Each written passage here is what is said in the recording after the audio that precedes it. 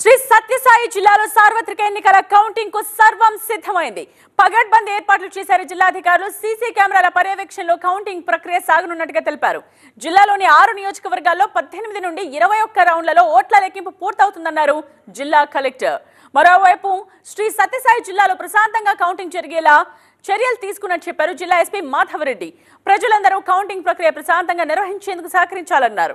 అల్లర్లు సృష్టిస్తారని భావించిన వారిని ముందుగానే గుర్తించి జిల్లా నుండి బహిష్కరణ చేసినట్టుగా చెప్పారు. ఇప్పటికే జిల్లాలో పెద్ద సంఖ్యలో రౌడీ షీట్లు ఓపెన్ చేశామన్నారు ఎస్పీ మాధవరెడ్డి. ఎవరైనా వైలెన్స్కు చేయాలని ప్లాన్ చేసుకుంటే మేము ఈ కెమెరాస్ ద్వారా కూడా నిఘా పెట్టుకొని, ఫీల్డ్ స్టాఫ్ ద్వారా కూడా నిఘా పెట్టుకొని, వారు అటువంటి చర్యలు పాల్పడక ముందే వారి మీద మేము కఠిన చర్యలు తీసుకోబోతున్నాం.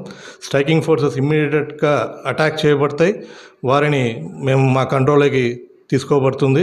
ఈ CCTV and drone camera evidence ద్వారా వారిని మేము ఖచ్చితంగా ఫిక్స్ చేస్తాము.